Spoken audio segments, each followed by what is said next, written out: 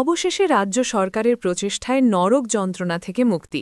প্রায় ৪০ লক্ষ টাকা ব্যয়ে তৈরি হচ্ছে গ্রামে ঢোকার নতুন কংক্রিটের রাস্তা। বাঁকুড়া জেলার ইন্দাস ব্লকের কুড়িশুন্ডা গ্রাম পঞ্চায়েতের সাঁপুরা গ্রাম, কয়েকশো মানুষের বসবাস। এলাকার মানুষের দীর্ঘদিনের দাবি ছিল তাদের গ্রামে ঢোকার জন্য ১ কিলোমিটার রাস্তা যাতে সরকার পাকা করে দেয়, কারণ এই ১ কিলোমিটার রাস্তার ওপর দিয়ে এই এলাকার মানুষজনের শহর, স্কুল, কলেজ, হাসপাতাল, বাজারঘাট প্রত্যহ যাতায়াত করতে হয়। এই ১ কিলোমিটার রাস্তা ছিল ভগ্নপ্রায়, জরাজীর্ণ, কঙ্কালসার পরিস্থিতি। বর্ষায় এই রাস্তা দিয়ে যাতায়াত করা একেবারেই সম্ভব হতো না। চরম ভোগান্তিতে পড়তে হতো এলাকার সাধারণ মানুষদের। অবশেষে এই এলাকার মানুষদের দাবি মেনে পশ্চিমবঙ্গ সরকারের পক্ষ থেকে পথশ্রী প্রকল্পের মধ্য দিয়ে রাস্তাটি কংক্রিট করার জন্য প্রায় ৪০ লক্ষ টাকা বরাদ্দ করা হয়। এদিন ইন্দাসের বিশিষ্ট সমাজসেবী শেখ হামিদ ফিতে কেটে এই কংক্রিটের রাস্তার কাজের শুভ সূচনা করেন।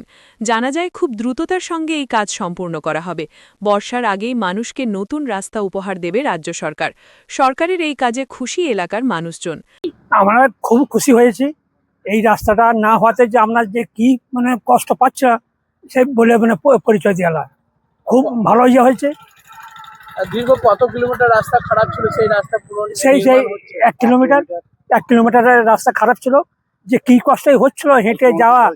হ্যাঁ, এই সিপিএম আমল থেকে রাস্তা একদম হয়নি।